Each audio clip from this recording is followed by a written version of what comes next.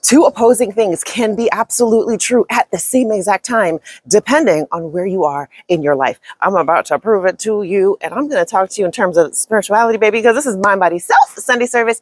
5 minutes that will change your life if you let it. Actually, you don't got to let it today. It is coming for you. We're going to talk about divine. We're going to talk about God. We're going to talk about spirituality, inner being, higher self, all the things. And we're not going to argue. Why? Because we're going to have time to argue when we're about to unleash this awesomeness. Let's go. Two opposing things can be true at the same exact time. I'm about to blow you. Are you sitting down? Take a second and have a seat. I'm about to blow your mind. So it occurred to me as a former teacher in the classroom that there are these two concepts that we learn in particular in math. I'm going to use this example to show you how two things can be completely, utterly, and totally true for two opposing groups of people or two different groups of people at the same exact time. And that is futile to argue, because depending on where you are in your life, one of these things will make sense. And at another stage in your life, the other will make sense. Did y'all figure it out already? If not, stay tuned. Here we go. Math. When you were in the younger levels of math, I don't mean lower, like beneath or worse than, just the younger. You're just growing through this process. In the younger levels of math, someone says to you, let's learn subtraction. They say to you, I have 5 apples. Can I take away 9 apples? And very quickly you're like, no, I only have 5 apples. I can't take away 9 apples from 5 apples, and it's very good. Congratulations. You understand. You get it. You know how to do math.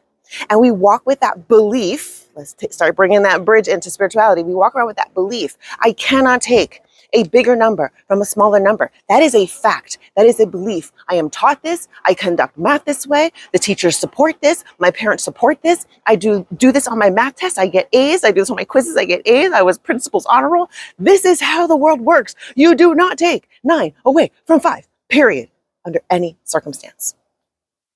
Those are some of the things we learn spiritually. You do not do this. You cannot do this. You must do this. This is some of the things that we learn in life, and even beyond spirituality, just some of the rules of living and existing. We learn these things, right? Sticks and stones will break your bones, but words will never hurt me. We're so sure about that in the beginning, right?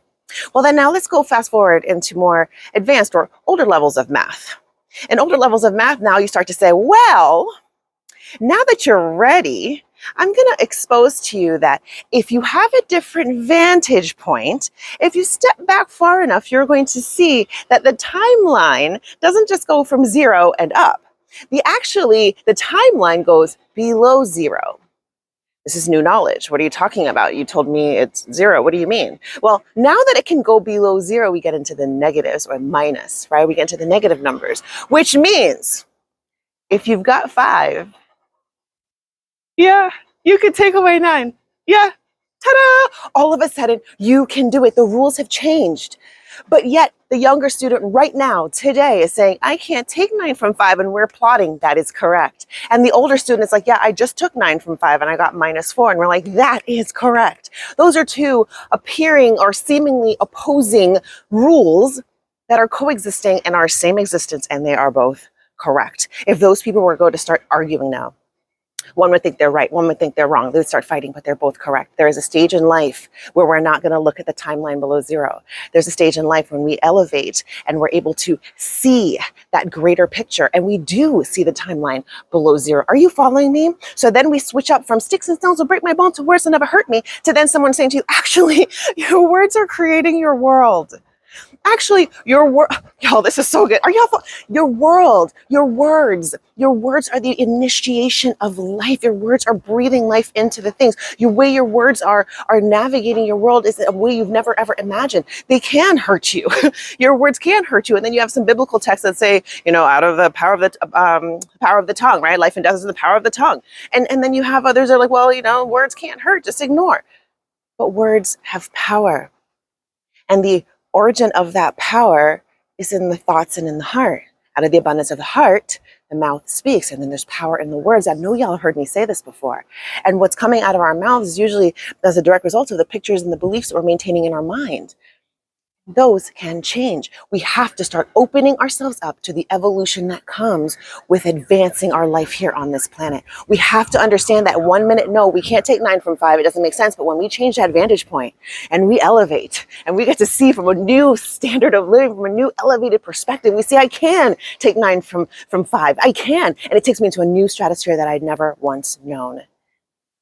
I'm here to tell you that as you are learning and uncovering spiritual truths, scientific truths, quantum truths, as you're starting to understand the power that is within your body, that you start to understand that your body doesn't stop here at this physical flesh and skin and bones, that you've got an entire electromagnetic field around your body, and that field carries information, and your heart is magnetic, and the brain is electric, and you've got that electromagnetic field, and you start to understand that the thoughts you're generating in the heart and the feelings in the heart, all those things are working together to create coherence. Shout out Dr. Joe Dispenza. And you start understanding that the brain is starting to navigate how you maintain those thoughts with the reticular activating system, the default mode network, your basal ganglia. I mean, all of these beautiful things, regulating your nervous system.